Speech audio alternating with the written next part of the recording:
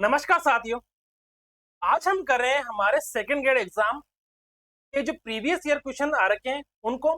और हमारा जो पेपर है वो रहने वाला है दोस्तों, senior teacher secondary education department 2022 का जो पेपर है। और उसका जो पेपर हमारे कैंसिल हो गया था और वापस से पेपर कब हुआ था, 30/7/2023 को, यानी 30/7/2023 या मान लो कि 30 जुलाई 2023 को पेपर हुआ था, यानी आज से 2 साल पहले। तो उस पेपर को हम कर रहे हैं जो हमारा सेकंड ग्रेड एग्जाम 2022 में आ रखा है, फर्स्ट पेपर जीके वाला। ठीक है, तो हम इसको शुरू करते हैं।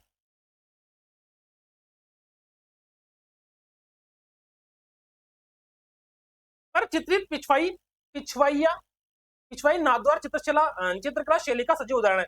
कौन सी है? चमड़ा, कपड़ा, कागज, लकड़ी। तो कौन सी है दोस्तों, इसमें से बताओ मुझे। पर चित्रित कपड़े कपड़े पर है, चमड़े पर है, कागज पर है या लकड़ी पर है? तो दोस्तों कपड़े पर जो चित्रित है वो चित्र शैली नाथद्वारा चित्रकला शैली का सजीव उदाहरण है। ठीक है। मोरबंदिया, पहरावना,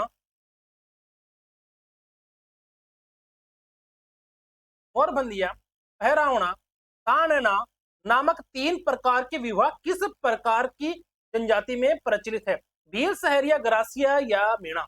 बताओ मुझे। मोरबंदिया, पहरावना और तानना, तो ये अपने ग्रासिया जनजाति से संबंधित है। ठीक है। अक्षय तृतीया का त्योहार कब मनाया जाता है? अखा तीज, पर इसको इस प्रकार से बोल सकते हैं, अखा तीज। जब सबसे ज्यादा क्या होते हैं? बाल विवाह होते हैं, है ना। जब सबसे ज्यादा क्या होते हैं? बाल विवाह। ठीक है। तो अक्का तीज कब मनाया जाता है दोस्तों? वैशाख, ज्येष्ठ, वैशाख, आषाढ़, है। चैत, वैशाख। चैत के बाद में क्या आता है? वैशाख। तो ज्येष्ठ तो है नहीं, वैशाख, चैत, वैशाख, ज्येष्ठ, आषाढ़, आषाढ़ भी नहीं है। तो क्या है दोस्तों? वैशाख। वैशाख महीने के शुक्ल पक्ष की तृतीया या कृष्ण पक्ष की तृतीया? तो बताओ मुझे, वैशाख पक्ष की शुक्ल पक्ष की तृतीया को वो अपने अक्षय तृतीया बनाई जाती है। चार वेद, लोक गायकी की चार वेद शैली राजस्थान के किस नगर में प्रचलित रही है? भाई चार वेद तो पता है, चार वेद कहाँ पर है? टॉप पे है। सबसे इजी क्वेश्चन है। निम्नलिखित में से कौन सी रचना कान्हड़ देव और अलाउद्दीन खिलजी के आपसी संबंधों की जानकारी देती है? बताओ मुझे, कान्हड़ देव और अलाउद्दीन खिलजी की के आपसी संबंधों की जानकारी कौन सी देती है? सुरजन चरित्र, विरमदेव सोनगरा की बात, पद्मावत और एकलिंग महात्म्य। तो दोस्तों इसका जो राइट आंसर होगा वो होगा 2 नंबर ऑप्शन, विरमदेव सोनगरा की बात।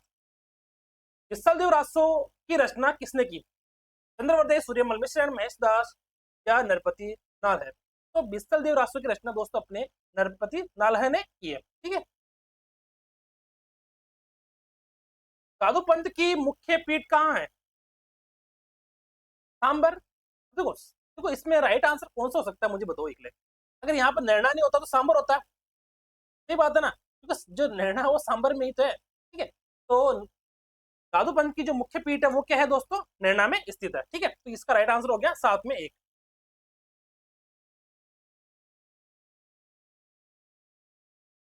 8वां क्वेश्चन है दोस्तों, राजस्थान राज्य के राज्यपाल के बारे में कौन सा कथन सत्य नहीं है? कौन सा कथन सत्य नहीं है? सत्य नहीं है वो वाला बात पहचानना है। उनकी नियुक्ति भारत के राष्ट्रपति द्वारा की जाती है क्या? यस, राष्ट्रपति द्वारा की जाती है, तो ये तो अपना राइट हो गया। वह एक से अधिक राज्य का राज्यपाल हो सकता है क्या? यस, वो एक से अधिक राज्य का राज्यपाल भी हो सकता है। वह 5 साल की अवधि के लिए पद पर रहता है। यस, देखो सामान्यतः तो वह सामान्यतः 5 साल तक की अवधि पर रहता है, पर वो क्या है दोस्तों? राष्ट्रपति के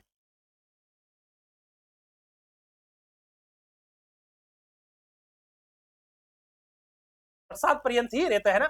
यदि संबंधित राज्य की विधानमंडल उसे हटाने के लिए प्रस्ताव पारित करती है तो उससे पहले भी हटाया जा सकता नहीं। ऐसा बिल्कुल भी नहीं है। ठीक है दोस्तों, इसका जो राइट आंसर होगा ऑप्शन नंबर 4 होगा। किस संविधान संशोधन के तहत एक ही व्यक्ति को 2 या 2 से अधिक राज्यों का राज्यपाल बनाया जा सकता है? 5वां, 7वां, 10वां या 25वां? तो क्वेश्चन नंबर दोस्तों 9 का राइट आंसर होगा दोस्तों अपना। तो 7वां संविधान संशोधन, 7वां संविधान संशोधन।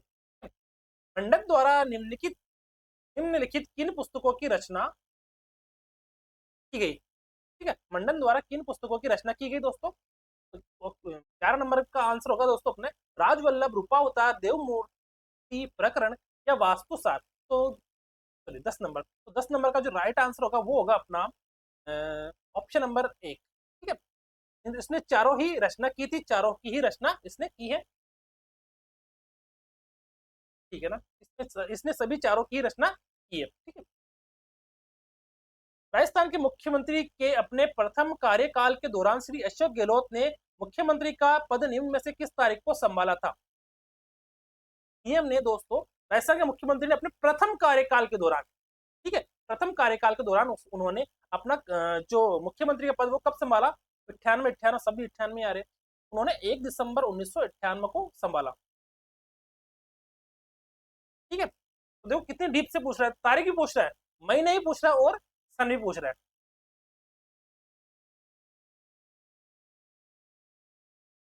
और क्वेश्चन नंबर 12, ठीक है।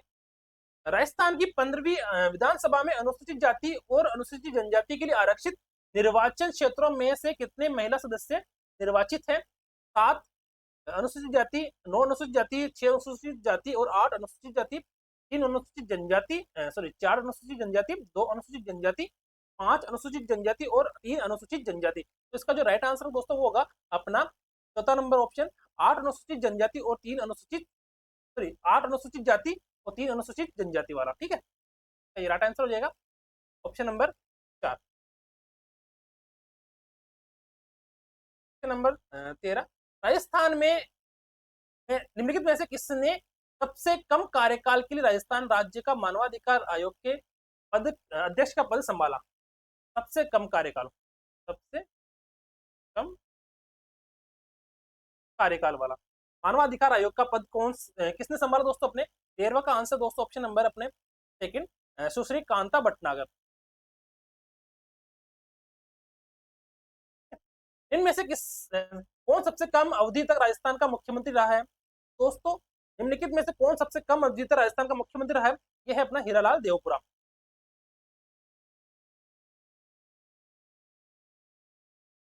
ठीक है।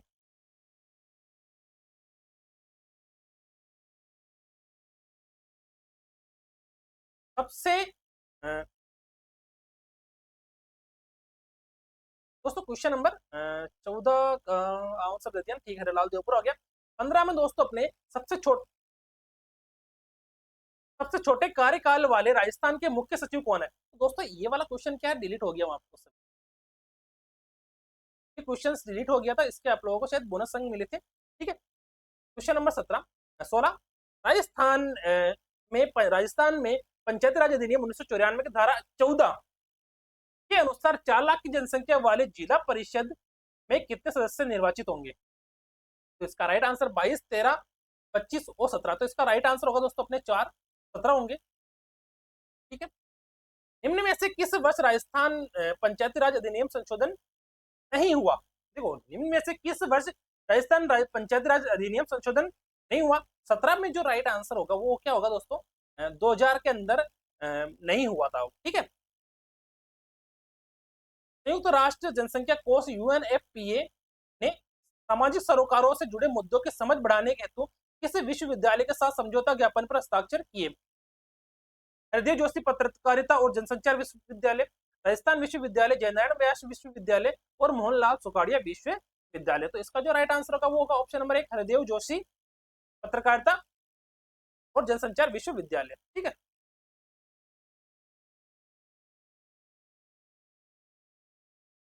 आरपीएससी के निम्नलिखित अध्यक्षों को काल अनुक्रम में व्यवस्थित कीजिए दोस्तों। पीएल रावत, डॉक्टर दीनदयाल, राम सिंह चौहान और डॉक्टर एसएस पाठक। तो इसका राइट आंसर होगा दोस्तों अपने पहला के अंदर कौन सा होगा दोस्तों? एक, पहला तो ये, ठीक है। दूसरा होगा राम सिंह चौहान, तीसरा होगा अपना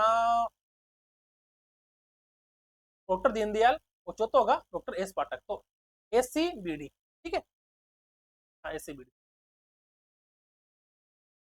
निम्नलिखित में से कौन सा कार्यक्रम राजस्थान के सरकारी स्कूलों में माध्यमिक परीक्षा उत्तीर्ण करने वाले छात्रों को उनके कैरियर लक्ष्य को पूरा करने के लिए उपयुक्त विशेष संकायों का चयन करने में मदद करने के लिए शुरू किया गया है? ये करंट अफेयर्स का क्वेश्चन हो गया उस समय का, ठीक है। डायल फ्यूचर, मुस्कान कार्यक्रम, आपका अगला कदम और स्मार्ट क्लास। तो इसका राइट आंसर कौन सा होगा दोस्तों? डायल फ्यूचर, ठीक है। क्वेश्चन नंबर 21, 2023 में जल जीवन मिशन कनेक्शन में राजस्थान का क्या स्थान है? तो उस समय का ये करंट अफेयर्स का, तो इसका मतलब ये है कि ये क्वेश्चंस तो इस बार तो आने से रहे, है ना, इस बार तो ये क्वेश्चंस आने से रहे, फिर भी उस समय के क्वेश्चन तो अपने को करने हैं, ठीक है। 21 में आंसर नंबर होगा दोस्तों 12वां स्थान था। राज्य के निम्नलिखित में से कौन से जिलों में स्थित धार्मिक पर्यटन अ, धार्मिक स्थलों में धार्मिक स्थलों में धार्मिक पर्यटनों को बढ़ावा देने के लिए हाल ही में राजस्थान सरकार ने 13.48 करोड़ की धनराशि स्वीकृत की है। राज्य के निम्नलिखित में से कौन से जिलों में, ठीक है, नागौर, जैसलमेर, अलवर, नागौर, अजमेर, बीकानेर, झालावाड़, राजसमंद, उदयपुर, सिरोही, भीलवाड़ा और डूंगरपुर। तो इसका जो राइट आंसर होगा 23 में दोस्तों नागौर, अजमेर और नागौर, जैसलमेर और अलवर, नागौर, जैसलमेर और अलवर, ठीक है, राइट आंसर ये हो जाएगा। हाल ही में भारत के प्रधानमंत्री ने राजस्थान के किस जिले में प्रधानमंत्री मातृ बंधन योजना को गोद भराई कार्यक्रम समारोह के रूप में मनाने की पहल की है? भारत के प्रधानमंत्री ने राजस्थान के किस जिले में प्रधानमंत्री मातृ बंधन योजना को गोद भराई समारोह के रूप में मनाने की नई पहल की शुरुआत की है? ठीक है, जयपुर, दौसा, जोधपुर और अजमेर। तो इसका राइट आंसर होगा दोस्तों अपने दोस्तों में करंट अफेयर्स है। राजीव गांधी ग्रामीण और शहरी ओलंपिक खेल 2023 में क्रमशः कितने कितने खेलों को शामिल किया गया था? राजीव गांधी ग्रामीण और शहरी ओलंपिक खेलों में तो दोस्तों इसमें किया था 7 खेलों को, ठीक है।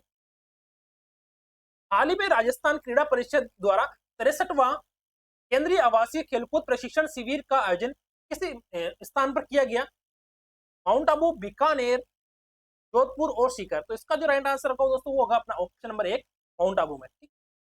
हाल ही में दिल्ली में आयोजित हुई 11वीं भारतीय ओपन चैंपियनशिप में राजस्थान की अनुया प्रसाद ने 10 metre air pistol deaf woman category में कौन सा मेडल जीता है?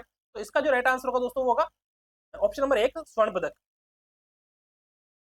हाल ही में नई दिल्ली में आयोजित 66वें नेशनल स्कूल गेम्स में राजस्थान के प्रणय चौरड़िया और युक्ति हर्ष ने व्यक्तिगत स्वर्ण पदक जीते। उन्होंने ये पदक किस खेल में जीते? बैडमिंटन, शतरंज, निशानेबाजी और तैराकी। तो 27 में जो राइट आंसर होगा वो होगा अपना शतरंज।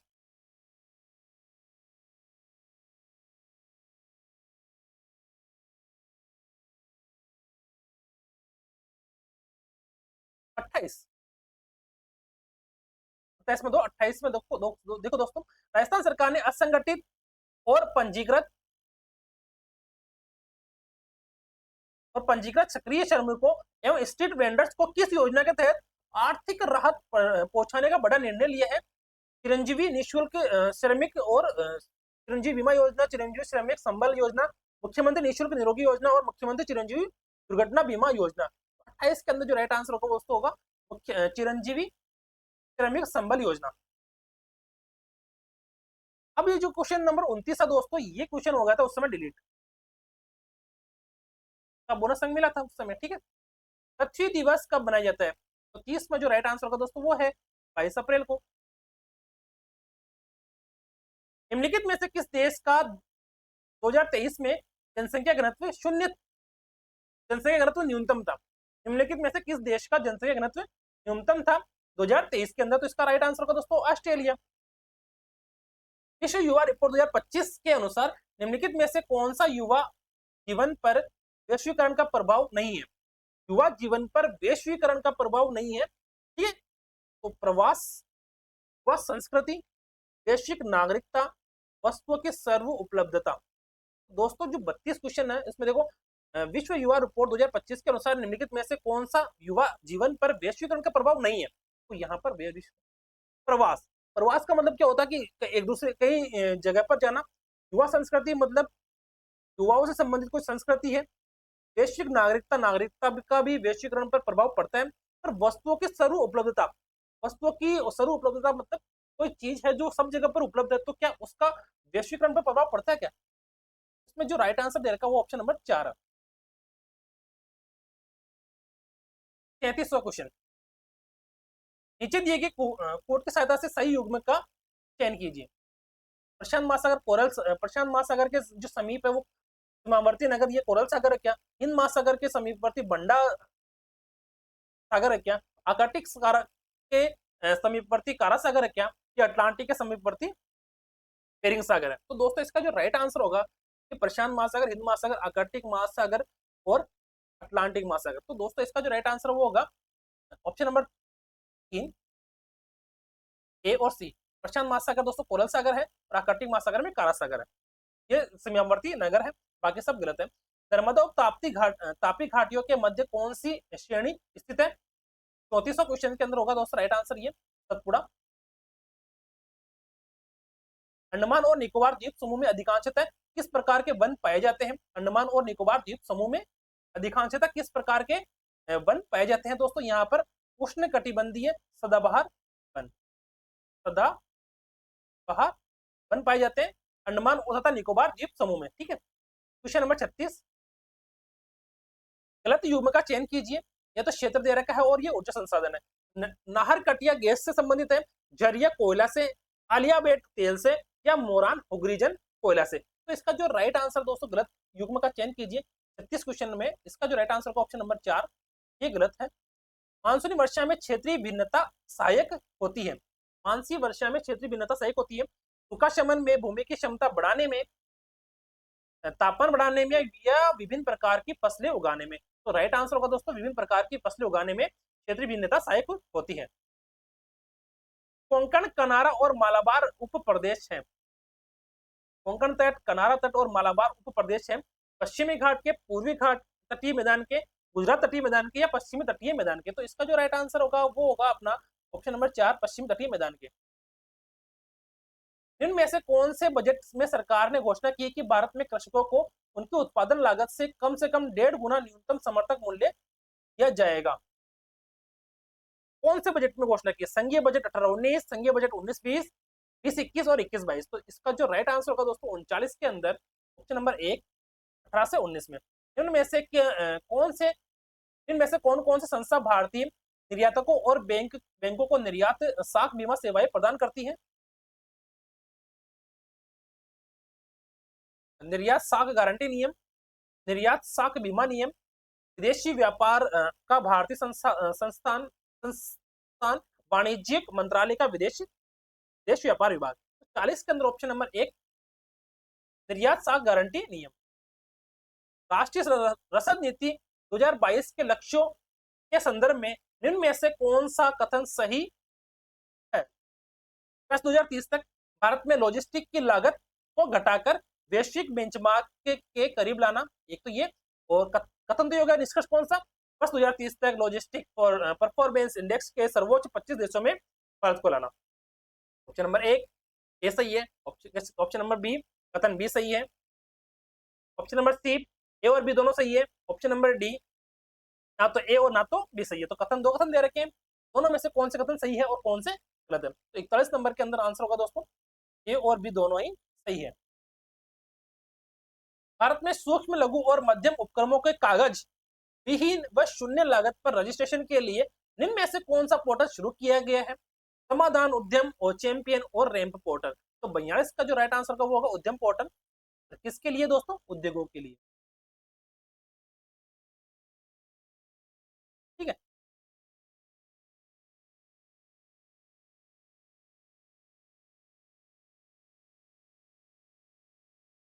भारत शासन अधिनियम 1935 के तहत महासंघ में अवशिष्ट शक्तियां दी गई है। महासंघ में अवशिष्ट शक्तियां किसे प्रदान की गई है? प्रांतीय विधानमंडल को, प्रांतीय गवर्नर को, गवर्नर जनरल को, या संघीय विधायिका को दी गई है। तो 42 में जो राइट आंसर का ऑप्शन नंबर 2 प्रांतीय गवर्नर को। भारत सरकार अधिनियम 1919 के तहत भारतीय जनसंख्या के किस वर्ग को वोट देने का अधिकार दिया गया है? कौन से अधिनियम दोस्तों? 1919 के तहत। ठीक है, तो भारत के सभी नागरिकों को, भारत के में रहने वाले ब्रिटिश नागरिकों को, केवल वे पुरुष जो कुछ निश्चित संपत्ति और शैक्षिक योग्यताएं रखते हैं, केवल वे महिलाएं जो कुछ निश्चित संपत्ति और शैक्षिक योग्यताएं पूरी करती है। तो 44 का जो राइट आंसर होगा ऑप्शन नंबर 3, केवल वे पुरुष जो कुछ निश्चित संपत्ति और शैक्षिक योग्यताएं रखते हैं। ठीक है, 44 के अंदर दोस्तों ऑप्शन नंबर 3, और 45 का जो राइट आंसर होगा वो होगा भारत में प्रेस की स्वतंत्रता है, संविधान में विशेष रूप से प्रदान की गई है, अभिव्यक्ति की स्वतंत्रता के अधिकार में निहित है, संसद के अधिनियमों के तहत उपलब्ध है, कार्यकारी आदेशों के तहत उपलब्ध है। ठीक है, तो भारत में प्रेस की जो स्वतंत्रता है वो है दोस्तों अभिव्यक्ति की स्वतंत्रता के अधिकार में निहित है। तो ऑप्शन नंबर सेकंड इसका राइट आ जाएगा। 45 में ऑप्शन नंबर 2।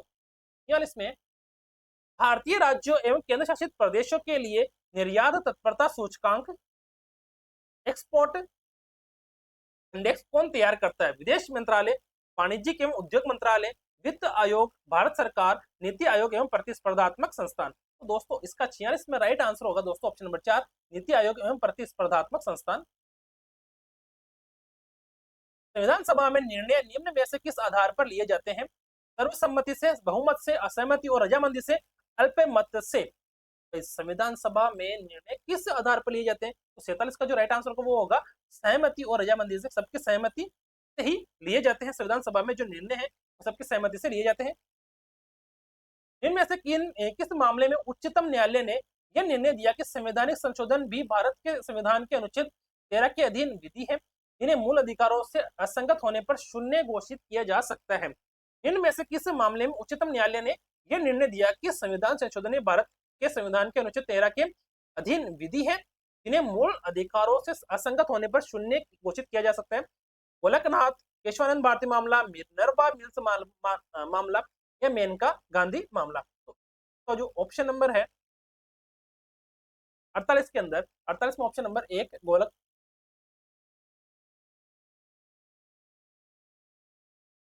गोलकनाथ मामला। ठीक है, गोलकनाथ मामले के अंदर ऑप्शन नंबर 1। 49 में भारतीय संविधान का कौन सा भाग राज्य के नीति निर्देशक सिद्धांतों से संबंधित है? निर्देशक तत्व किस भाग के अंदर है? 3, 4, 5 और 2। बताओ भाई, ये तो सबसे इजी क्वेश्चन है। 50 के अंदर ऑप्शन नंबर 4, भाग 4 में भारत में राष्ट्रपति के निर्वाचन के लिए कौन सी पद्धति को अपनाया जाता है? मनोनयन, वंशानुगत? ये तो वंशानुगत तो बिल्कुल भी नहीं है। अप्रत्यक्ष या प्रत्यक्ष? भारत में है दोस्तों अप्रत्यक्ष निर्वाचन। ठीक है, क्वेश्चन नंबर 51।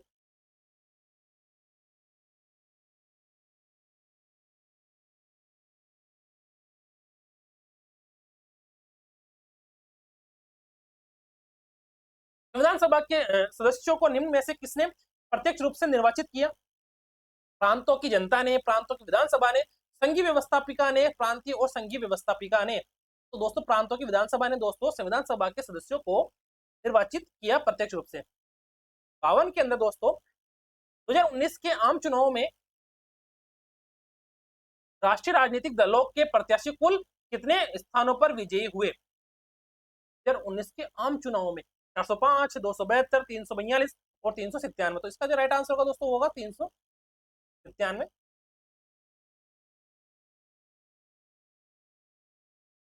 CII और FICCI क्या है? दबाव समूह और राजनीतिक दल, परमाणु संधि या आतंकवादी संगठन? क्या है दोस्तों ये CII और FICCI? तो ये है दोस्तों अपने दबाव समूह। किस ऐतिहासिक दिन भारत और चीन के बीच पंचशील समझौते पर हस्ताक्षर हुए? 26 अप्रैल, 27 अप्रैल, 29 अप्रैल और 30 अप्रैल। ओपन वाला क्वेश्चन तो शानदार दे रखा है। ठीक है, तो यह हुए दोस्तों 29 अप्रैल 54 को। ठीक है, प्रसिद्ध पुस्तक ट्वाइलाइट इन चाइना किसके द्वारा लिखी गई है? ट्वाइलाइट इन चाइना किसके द्वारा लिखी गई है? KPS मेनन, KM पनिंका, जवाहरलाल नेहरू, के नटवर सिंह। तो 55 का जो राइट आंसर होगा वो होगा अपना ऑप्शन नंबर 1 KPS मेनन। निम्नलिखित में से कौन संयुक्त राष्ट्र संघ महासभा की अध्यक्ष बनने वाली पहली महिला थी? संयुक्त राष्ट्र संघ की महासभा की अध्यक्ष बनने वाली अरुणा, आसफ अली, सरोजिनी नायडू, विजय लक्ष्मी पंडित, एनी बेसेंट। तो 56 में जो राइट आंसर होगा वो होगा विजय लक्ष्मी पंडित। लोकसभा का नेता कौन है? कौन होता है लोकसभा का नेता? कौन होता है? राष्ट्रपति, प्रधानमंत्री, उपराष्ट्रपति या लोकसभा अध्यक्ष? लोकसभा का जो नेता होता है वो होता है प्रधानमंत्री। निम्नलिखित में से कौन से कथन शिक्षा मनोविज्ञान के संदर्भ में सही है ना? मनोविज्ञान के महत्व के संदर्भ में सही है। ये विद्यार्थियों के व्यवहार में उचित परिवर्तन लाने में सहायता करता है। बताओ मुझे 58वां जो क्वेश्चन है उसका राइट आंसर क्या होगा? ये विद्यार्थियों के व्यवहार में उचित परिवर्तन लाने में सहायता करता है क्या? यस। यह शिक्षकों में शैक्षिक समस्याओं को सुलझाने के लिए प्रति सकारात्मक अभिवृत्ति विकसित करता है। यस। ये शिक्षकों को विद्यार्थियों के वैयक्तिक भिन्नताओं को नजरअंदाज, ये नेगेटिव चीज आ गई यहाँ करने हेतु प्रेरित करता है। ये शिक्षकों को स्वयं समझने में मदद करता है। तो इसका ऑप्शन नंबर 3 होगा। सी नहीं है, ये तो होगा ही नहीं, इन दोनों में सी नहीं है। ठीक है, 58 में होगा ऑप्शन नंबर 3 59। निम्नलिखित में से कौन सी शिक्षा मनोविज्ञान की विशेषता नहीं है? नेगेटिव कौन सा है? तो देखो 59 में दोस्तों अपने शिक्षा मनोविज्ञान का मुख्य केंद्र मानव व्यवहार है। शिक्षा मनोविज्ञान शैक्षिक परिस्थिति में मानव व्यवहार का अध्ययन करती है। यस। शिक्षा मनोविज्ञान शिक्षण अधिगम प्रक्रिया हेतु सरल मार्ग प्रशस्त करता है। यस। शिक्षा मनोविज्ञान का मुख्य केंद्र दर्शन शास्त्र, ये नेगेटिव आ गया यहाँ पर। शिक्षा मनोविज्ञान का मुख्य केंद्र दर्शन शास्त्र का अध्ययन करना है, ये गलत है। यह मानव व्यवहार का अध्ययन करना है। ये क्वेश्चन नंबर 60 दोस्तों, क्वेश्चन नंबर जो 60 है वो डिलीट हो गया था। ठीक है, क्वेश्चन नंबर 61,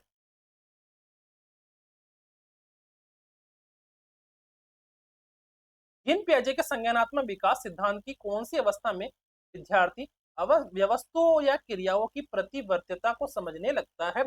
वस्तुओं या प्रक्रियाओं की प्रतिवर्त्यता को समझने लगता है। मूर्त संक्रियात्मक अवस्था, औपचारिक संक्रियात्मक अवस्था, अंत प्रज्ञा अवस्था या पूर्व संक्रियात्मक अवस्था। में जो राइट आंसर वो होगा मूर्त क्रियात्मक संक्रियात्मक अवस्था में वो वस्तुओं की क्रियाओं को समझने लगता है। कोलाबर्ग के नैतिक विकास के सिद्धांतानुसार परंपरागत नैतिकता के अंतर्गत आने वाली परंपरागत नैतिकता के अंतर्गत आने वाली नैतिक अवस्थाओं के सही कोड का चयन कीजिए। ठीक है, तो 62 का जो राइट आंसर का वो होगा दोस्तों अपने दंड और एवं आज्ञाकारिता, सामाजिक अनुबंध, अच्छे अंत व्यक्तिक संबंध या सार्वत्रिक नीतिपरक सिद्धांत। तो इसका जो राइट आंसर होगा दोस्तों ऑप्शन नंबर 3 केवल सी। ठीक, तो दंड एवं आज्ञाकारिता तो ये तो आना नहीं चाहिए, तो ये ऑप्शन हो गया, तो ये भी कट गया, ये भी कट गया, तो गलत हो गया। अब भी सामाजिक अनुबंध ये नहीं है, ये है अच्छे अंत व्यक्तिक संबंध। ठीक है, अधिगम कर्ता के विकास के संदर्भ में निम्नलिखित में से कौन सा कथन सही है? अधिगम कर्ता के विकास के संदर्भ में निम्नलिखित में से कौन सा कथन सही है? तो ये अपन को देखना है। विकास पूर्वानुमानित होता है? नहीं, विकास पूर्वानुमानित नहीं होता है। विकास रेखीय पथ पर आगे बढ़ता है? नहीं। विकास का सभी रुको एक मिनट,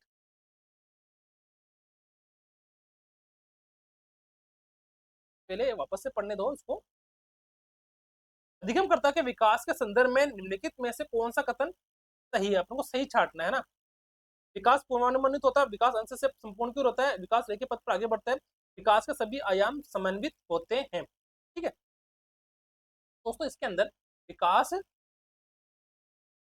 पूर्वानुमानित होता है, विकास अंश से संपूर्ण की ओर बढ़ता है, विकास रेखीय पथ पर आगे बढ़ता है, विकास के सभी आयाम समन्वित होते हैं। तो इसका जो राइट आंसर होगा दोस्तों ऑप्शन नंबर 2 होगा। ठीक है, कैसे होगा? क्योंकि विकास पूर्वानुमानित होता है और अंश से संपूर्ण की ओर ये नहीं बढ़ता है, और ये रेखीय पथ पर आगे नहीं बढ़ता, और विकास के सभी आयाम समन्वित होते हैं। ठीक है, क्वेश्चन नंबर 64, अंडोरा के अनुसार लोग बार बार दंड प्राप्त करने वाले मॉडल के बजाय उस मॉडल को चुनना अधिक पसंद करते हैं जो अच्छे परिणाम देने में प्रवीण हो। इस कथन में अवलोकनात्मक अधिगम की कौन सी प्रक्रिया सम्मिलित है? अवलोकनात्मक। ठीक है, धारणात्मक, उत्पादन, अवधानात्मक और अभिप्रेरणात्मक। तो 64 के जो राइट आंसर दोस्तों वो होगा ऑप्शन नंबर 3 अवधानात्मक। ठीक है, अधिगम केंद्रीय विचार नीचे दिए गए हैं। अधिगम करता अपने ज्ञान के निर्माण हेतु सक्रिय रहते हैं। ज्ञान निर्माण प्रक्रिया में सामाजिक अंतक्रिया महत्वपूर्ण होती है। तो दो केंद्रीय विचारों के आधार पर निर्मितवादी अधिगम के संदर्भ में कौन सा विकल्प सही है? अधिगम के केंद्रीय विचार नीचे दिए गए हैं। तो इसका जो 65 है उसका ऑप्शन होगा ऑप्शन नंबर ए और बी दोनों ही सही है, दोनों आवश्यक होते हैं। अधिगमकर्ता अपने ज्ञान के निर्माण हेतु सक्रिय रहते हैं, यस। और ज्ञान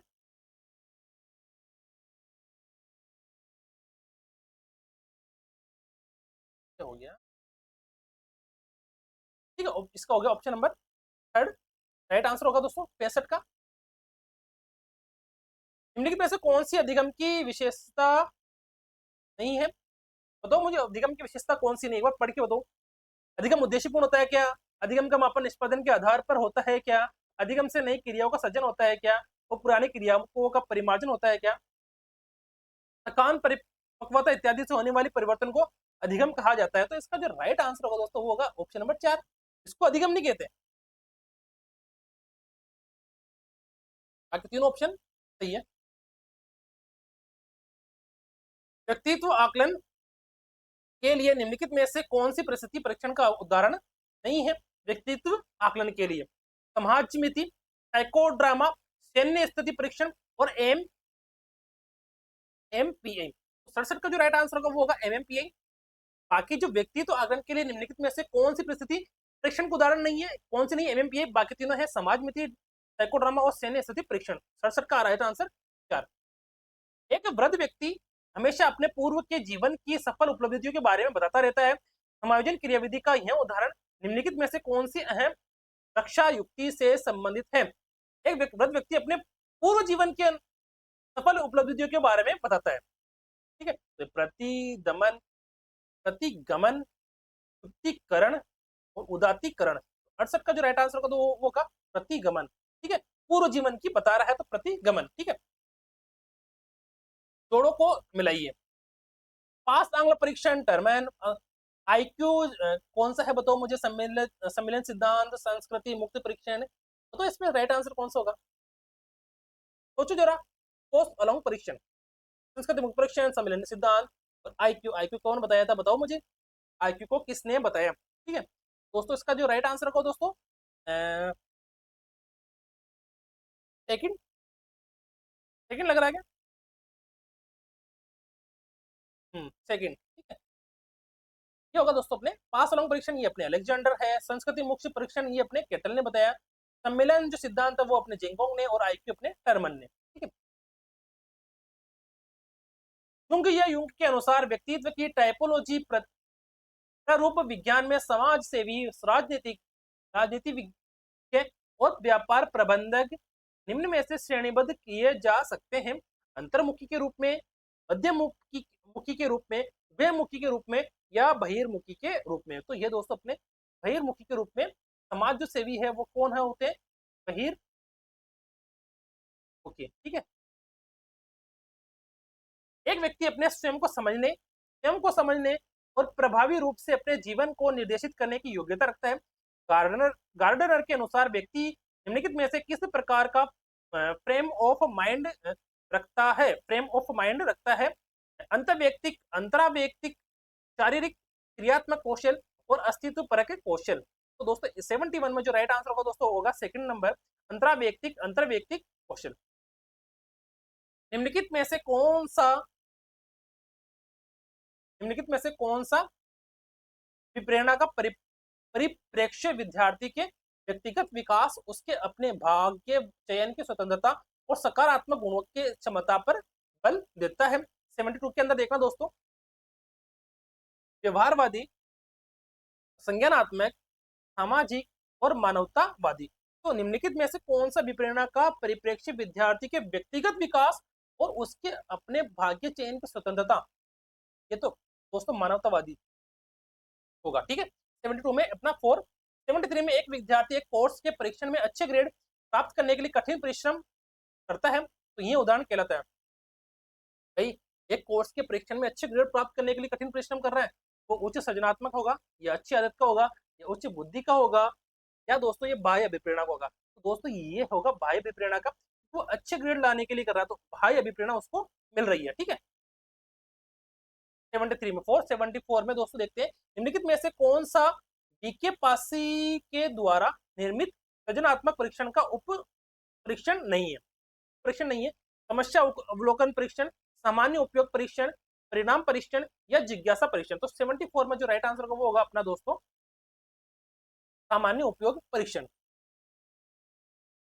प्रतिभाशाली बालकों को स्कूल में सफलता के लिए प्रोत्साहित करने के सर्वोत्तम तरीके के बारे में अनुसंधान सुझाते हैं कि स्वयं के लिए अधिगम से प्रेम करने हेतु प्रोत्साहित करना, उन्हें उनके माता पिता के उच्च आकांक्षों को याद दिलाना, पुरस्कार के लिए प्रतियोगिता प्रवृत्ति को प्रोत्साहित करना नहीं, जहां तक संभव हो सके उन्हें सहपाठी शिक्षक नियुक्त करना। तो 75 में दोस्तों देखो पुरस्कार ये गलत हो गया और ये भी माता पिता के लिए भी गलत है, सहपाठी के लिए नियुक्त करना ये भी गलत है। तो दोस्तों स्वयं के लिए अधिगम से प्रेम करने हेतु प्रोत्साहित करना, तो इसका जो राइट आंसर है वो होगा 75 में एक व्यक्ति एक उत्पाद के प्रति अभिवृत्ति लक्षित के वस्तुनिष्ठ गुणों के बारे में उसके विश्वासों पर आधारित है। अभिवृत्ति का यह घटक है, अभिवृत्ति का यह घटक है दोस्तों। क्या होगा दोस्तों 76 में एक व्यक्ति के एक उत्पाद के प्रति अभिवृत्ति लक्षित के वस्तुनिष्ठ गुणों के बारे में उसके विश्वासों पर आधारित है। अभिवृत्ति का यह घटक है दोस्तों। इसका जो 76 में राइट आंसर होगा दोस्तों अपने ऑप्शन नंबर सेकंड, संज्ञानात्मक। अपने स्वयं को अपने आंतरिक विचारों, भावनाओं और क्रियाओं के रूप में परिभाषित करने का एक तरीका आत्म प्रत्यय का दृष्टिकोण है। अपने स्वयं को अपने आंतरिक विचारों, भावनाओं और क्रियाओं के रूप में परिभाषित करने का एक करने का तरीका आत्म प्रत्यय का दृष्टिकोण है। यह सामाजिक, स्वतंत्र, आत्मनिर्भर या आश्रित। तो 77 में जो राइट आंसर का ऑप्शन होगा 3 स्वतंत्र है। यदि व्यक्ति 78, तो 78 का जो क्वेश्चन है दोस्तों ये हुआ था डिलीट। ठीक है, निम्नलिखित में से राजस्थान के जिलों का कौन सा समूह दक्षिण पश्चिम मानसून से औसत की मात्रा के अनुसार आरोही क्रम में सही ढंग से व्यवस्थित है। दक्षिण पश्चिम मानसून से औसत वर्षा की मात्रा के अनुसार आरोही क्रम में सही ढंग से व्यवस्थित है। जयपुर, हनुमानगढ़, बूंदी, बांसवाड़ा, हनुमानगढ़, जयपुर, बूंदी, बांसवाड़ा, बूंदी, हनुमानगढ़, जयपुर, बांसवाड़ा या बांसवाड़ा, बूंदी, जयपुर, हनुमानगढ़। तो 79 में दोस्तों ऑप्शन नंबर सेकंड, हनुमानगढ़ के बाद में जयपुर, जयपुर के बाद में बूंदी, बूंदी के बाद में बांसवाड़ा। निम्नलिखित में से कौन सी नदियों का उद्गम मध्य प्रदेश में है? कालीसिंध, बेड़च, पार्वती, बाणगंगा। बाणगंगा का तो कैसे होगा दोस्तों मध्य प्रदेश के अंदर ये है ना, और बनास, बेड़च और बेनाल। दोस्तों 80 के अंदर दोस्तों अपने बाणगंगा भी नहीं है, बनास, बेड़च और बेनाल तो बेड़च भी नहीं है। इन दोनों को छोड़कर ए और सी यानी कालीसिंध तो है ही है, ठीक है, और पार्वती, हाँ पार्वती भी है इसके अंदर, ए और सी। निम्नलिखित में से राजस्थान में किस प्रकार के वन सर्वाधिक वर्षा वाले क्षेत्रों में पाए जाते हैं? किस प्रकार के वन? खैर, शुष्क सागवान, उष्णकटिबंधीय कांटेदार वन, मिश्रित पतझड़ी वन। तो 81 में दोस्तों सागवान वन पाए जाएंगे जहां पर सबसे अधिक वर्षा होती है।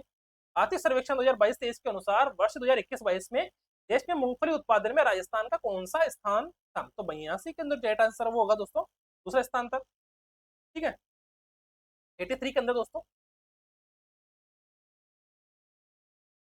निम्नलिखित में से वागड़ नामक उबड़ खाबड़ सतह एवं विच्छेदित स्थलाकृति किस नदी के द्वारा निर्मित किए जाते हैं? वागड़, ये ध्यान रखना, वागड़ या वागड़ नहीं। तो वागड़ दोस्तों ये है बनास, चंबल, लूनी और माही। तो 83 में दोस्तों ये है माही। जनगणना 2011 के अनुसार 2011 से 2001 से 2011 तक सर्वाधिक शहरी दशकीय परिवर्तन दर राजस्थान के निम्नलिखित किस जिले में पाई गई है? 2001 से 2011 तक सर्वाधिक शहरी दशकीय परिवर्तन दर राजस्थान के निम्नलिखित में से किस जिले में पाई गई है? जैसलमेर, जयपुर, अलवर और कोटा। जैसलमेर, जयपुर, अलवर और कोटा इसमें है, ये अलवर में पाई गई है। निम्नलिखित में से कौन सुमेलित नहीं है? हाईटेक ग्लास धौलपुर में, सफेद सीमेंट निम्बाइडा, टायर ट्यूब अलवर में, पॉलीमर शाहपुरा। तो दोस्तों 85 के अंदर दोस्तों जो सफेद सीमेंट है ये निम्बाड़ा में नहीं पाई गई है। यहाँ पर जेके सीमेंट और यहाँ पर अपने वंडर,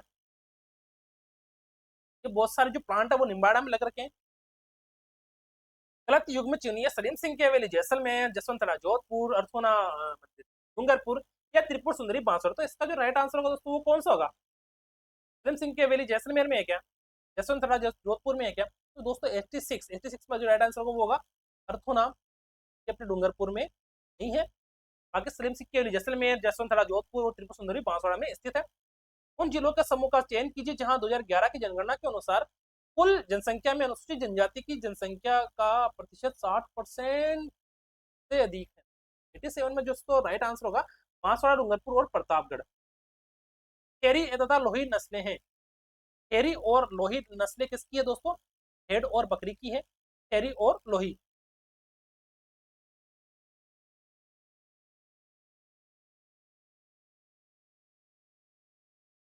किस अभिलेख के में प्रतिहारों को सौमित्र लक्ष्मण से उद्भूत हुआ कहा गया है? किस अभिलेख में प्रतिहारों को?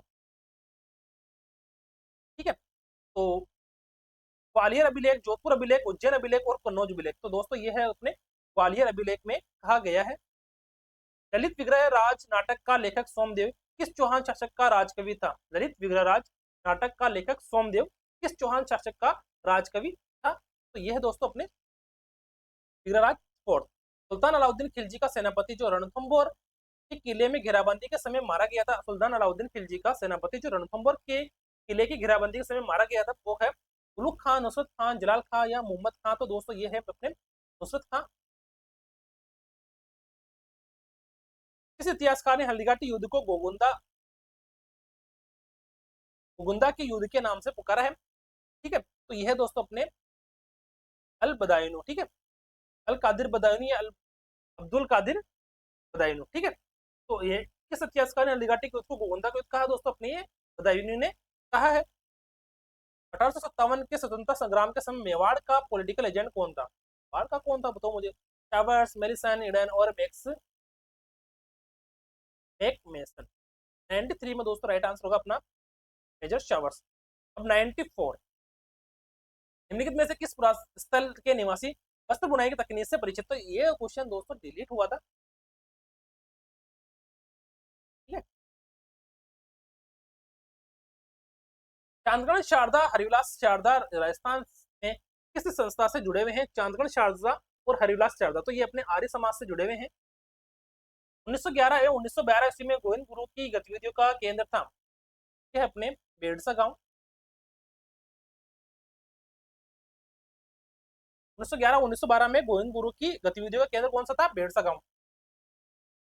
मत्स्य संघ का व्रत राजस्थान में विलय कब हुआ? 97 में दोस्तों अपने मत्स्य संघ का राजस्थान संघ में विलय कब हुआ? व्रत राजस्थान में, सॉरी, मत्स्य संघ का व्रत राजस्थान में विलय कब हुआ? 15 मई 1949 को। ठीक है, 15 मई 1949 को विलय हुआ था। निम्नलिखित में से कौन सा दुर्ग कोशवर्धन दुर्ग के नाम से जाना जाता है? कोशवर्धन दुर्ग, शेरगढ़ कोशवर्धन। 98 में 2। लोक देवता अरबुजी का मुख्य स्थल है, तो बताओ मुझे। ये तो पेंगटी गांव है अपने, पेंगटी गांव। और 1942 ईस्वी में किस सत्याग्रह की जोधपुर जेल में भूख हड़ताल के दौरान मृत्यु हो गई थी? तो ये क्वेश्चन भी दोस्तों डिलीट हो गया था। तो क्लास कैसी लगी दोस्तों? क्लास अच्छी लगी हो तो ऐसी क्लास में और लेके आ जाऊंगा। ठीक है, अगर आप लोग चाहोगे तो ऐसी क्लास में और लेके आ जाऊंगा। लगभग अपने कितने पेपर हैं? 15-20 पेपर है, तो उनके लेके आ जाऊंगा। अगर क्लास को आप लोग पसंद करोगे तो लेके आ जाऊंगा। ठीक है दोस्तों, अब आप लोगों के ऊपर डिपेंड करता है। तो ये क्लास कल अपलोड कर दूंगा मैं, तो नाइट के हो गए 12-1 बज रहे हैं। ठीक है, कल अपलोड कर दूंगा मैं। और क्लास का अगर आप लोगों का रेस्पॉन्स अच्छा रहा तो और भी क्लासें आती रहेगी। थैंक यू दोस्तों।